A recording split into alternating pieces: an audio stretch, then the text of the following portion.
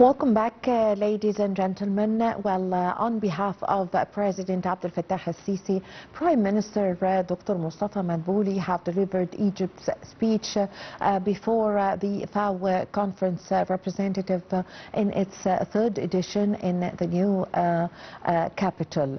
To shed more light on this, we have the pleasure to have with us over the phone our dear guest, Dr. Amr Hamid, the Professor of Economics. Good morning. Good morning. Well, Dr. Hamid, how do you assess Egypt's efforts as a strategic partner in the FAO? That's a deep question, and I will try to answer it in a professional way, because Egypt has established itself as one of the FAO's most reliable and forward-looking strategic partners in the region since a very long time. Over the past decade, cooperation between Egypt and the FAO or the FAO has moved far beyond technical support and entered a phase of joint strategic planning, especially in areas related to food security and sustainable agriculture and climate resilience also. In this respect, Egypt has consistently demonstrated political commitment through national programs such as the Decent Life Initiative, Hayat Karima, yes. The National Strategy for Sustainable Agricultural for 2030, and its long-term collaboration with the FAO, the FAO, on projects that support smallholder farmers, improve irrigation efficiency and enhance land productivity, and also strengthen early warning system. What is important here to note is that what makes Egypt's role particularly important is that it does not act only as a beneficiary, it also contributes expertise, regional leadership, especially to the African countries, and South cooperation, positioning itself as a regional hub for best practices in climate smart agriculture and food system transformation. Yes, actually Prime Minister during his speech before the conference said that given its regional heavyweight, Egypt have been keen on transferring its advanced techniques and experiences to brotherly countries. How did you follow this? Yes, in this respect, and due to the very deep experience of Egypt, especially in the field of agriculture and agro-industries as well, maybe one of the most developed countries in this respect, not only in the region, but even throughout all Africa. So the country, I mean Egypt, recognizes that food insecurity is no longer a national challenge, but a regional and also a global one. For that reason, it has been actively supporting neighboring and African countries in several ways, and that historically or traditionally, as your auditors might recall, even the Egyptian peasants, they've been migrating to some neighboring countries. Of course, the traditional old example is Iraq, when we had at one point in time more than 4 million Egyptian peasants developing the agro business in Iraq, Saudi Arabia as well, and all the Gulf area. And this goes back maybe to the 60s and 70s of the last century. In this respect, there are several ways where the role of Egypt could be demonstrated.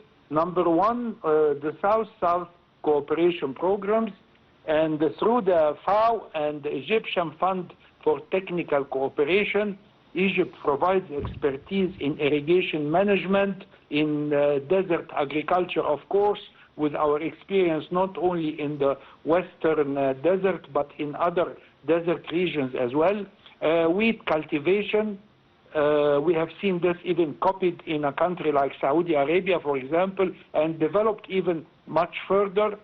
Pest control, of course, aquaculture and veterinary support to many African and Arab countries. Number two is promoting climate-smart agriculture, and that's another very important file, if you want, because in this file, Egypt has introduced adaptable models such as efficient drip irrigation, drought-tolerant crop varieties, and digital agriculture platforms, which developing countries can replicate. I mean, replicate the Egyptian experience, of course, to strengthen the resilience of their own food systems. Number three, also of similar importance, is the capacity building and training, and in this respect, Egypt hosts regular regional training programs for young researchers, agricultural engineers, and food security specialists, helping other nations to build local capacity instead of relying solely on international assistance. And last but not least is the strong regional advocacy, because during the, if you remember, the conference of COP27 and other international forums, Egypt highlighted the need for global financing dedicated to food system resilience in the global south, especially countries affected by climate change, conflict, or economic distress. To conclude, through these efforts, Egypt plays a widening regional role, of course, helping partner countries better withstand climate shocks, market volatility, and supply chain disruptions. Yes, Dr. Hamid, Prime Minister Mustafa Madbouli also addressed the event and called on the FAO to play a more effective role in supporting nations facing problems with the food chain and disruptions as Gaza and Sudan. How did you read this?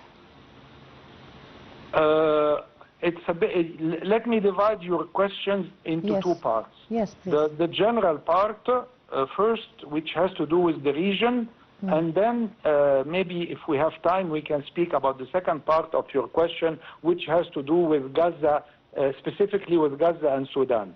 So the idea in general here, and the key word here, is what I might call food supply chain disruptions. And here we speak about the importance of supply chains, and let me introduce here the importance of a science called logistics.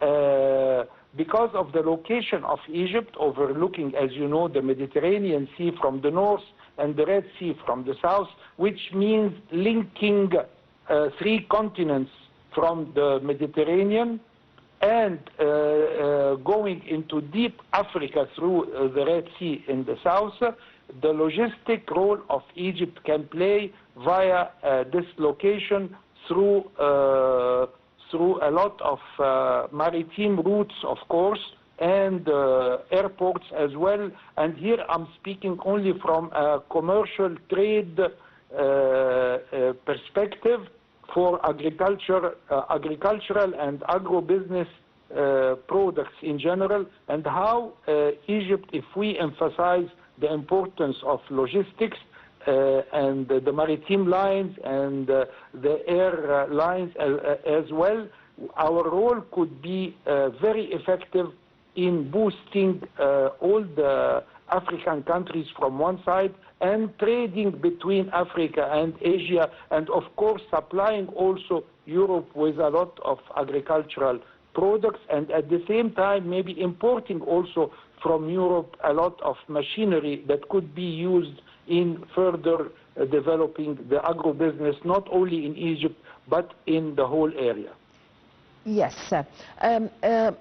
Also concerning the challenge of the climate change and also the economic challenges. The Prime Minister have shed also a light on this issue. The climate change in Egypt is an ongoing challenge, of general, course. Actually. Sorry, can you repeat that, Actually, please? in Africa in general. Yeah, well, in Africa in general, this is going to continue for a while. It's a real, very serious challenge, not only for Egypt, but for the whole Africa. And this is why the idea is that to boost what we call green economies and also blue economies, and how to rely on renewable energy resources to avoid falling into the trap of more pollution. And when I say pollution, I'm not only speaking about atmosphere pollution, but also river pollutions and sea pollution, yes, etc. Of course. So the idea is always how to promote through Egypt expertise what I call the green economies and the blue economies as well. Actually, Egypt is keen and going to the green energy in several projects, actually. And let me add, Dr. Hamid, that the continent, the African continent, is the least responsible for the climate change between other continents, and of course the African continent is full of natural resources.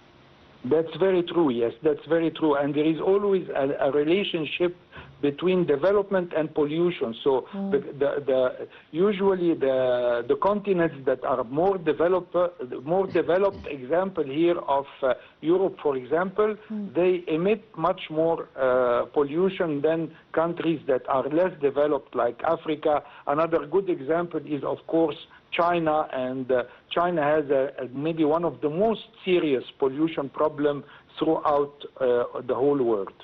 Yes. We need to learn more about the hand-in-hand initiative which Prime Minister have tackled in his address before the conference of the FAO representatives. Can you please elaborate on this question? Yes, we need to learn more about hand-in-hand initiative which Prime Minister Mustafa Madbouli have tackled in his address before the conference of the FAO representatives.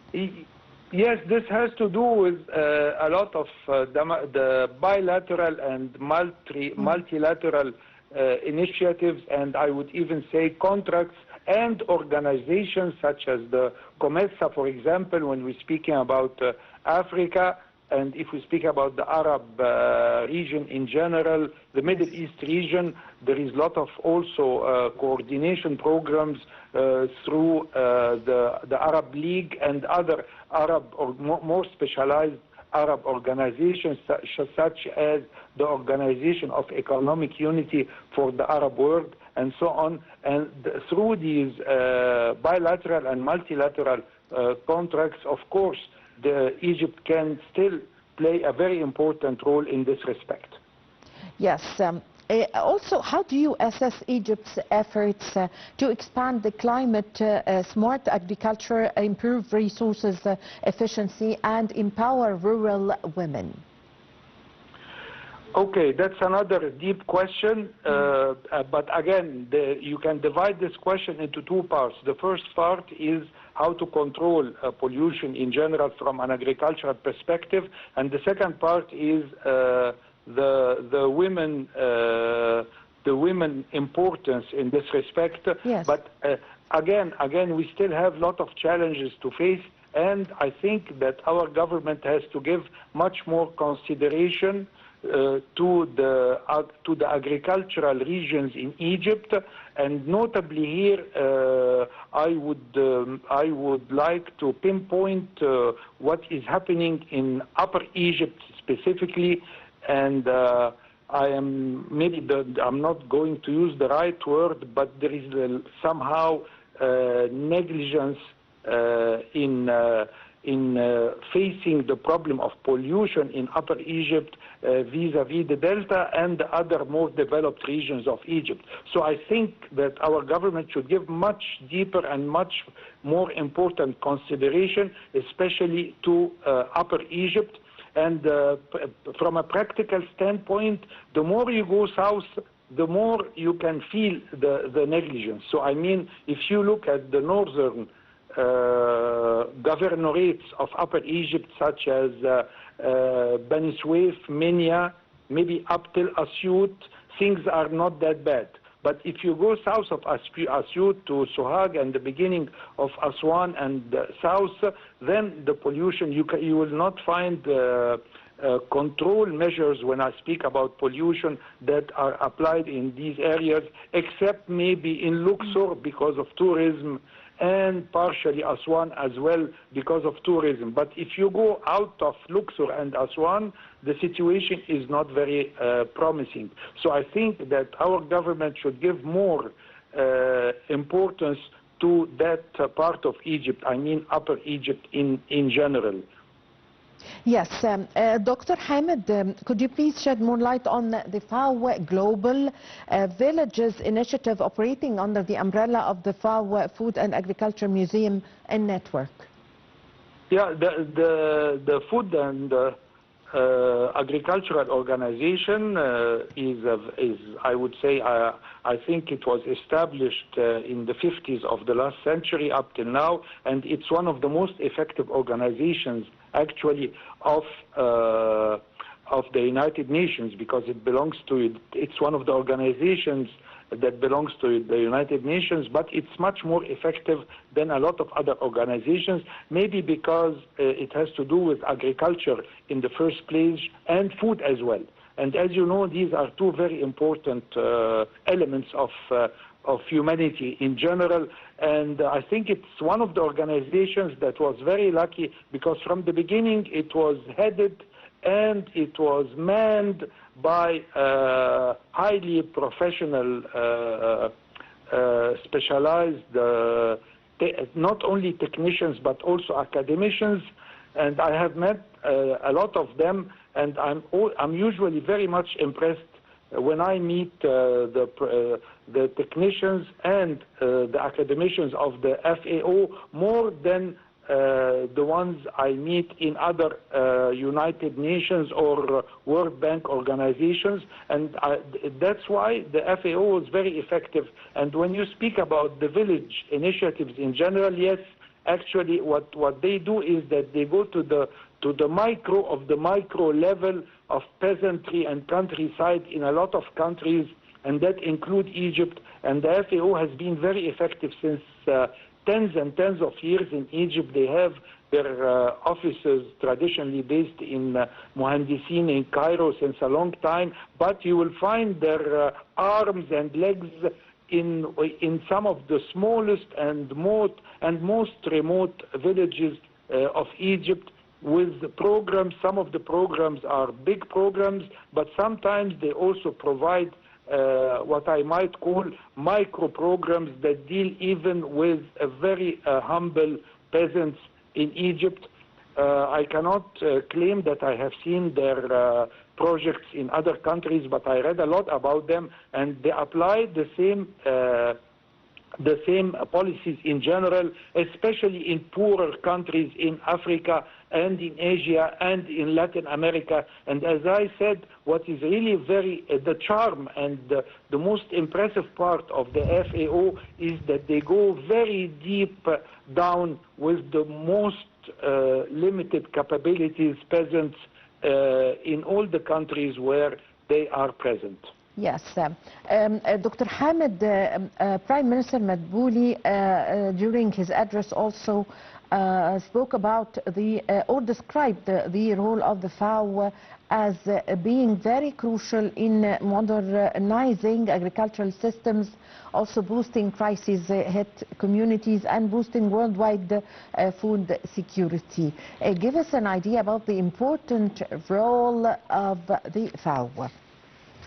Yeah, this is very interesting, another very interesting question, because as I said, the FAO is a very professional in their research and in their application as well. And as you know, there are different systems in agriculture. So there is like the mass agriculture in developed countries, like in countries like America, for example, and there is the miniature systems in countries like in Egypt. And what is very interesting about the FAO is they tailor actually the systems according to the needs and the population traits and characteristics of each country. So yes, sometimes they apply mass production systems in developed countries, but when it comes to limited capability countries, then they would apply, as I said earlier, micro system, I mean from a technical standpoint as well. So yes, they might even go in a country like Egypt, for example, they might even go to how the peasant should take advantage from the cow, yes, for example, yes, which would not be the same if we're speaking about a more developed country where yes, they use more developed machinery, for example. Yes. I thank you very much for your time. Thank you for your valuable information. Dr. Amr Hamid, Professor of Economics, thank you very much for joining us over the phone. Ladies and gentlemen, a short break and we are going to be with you.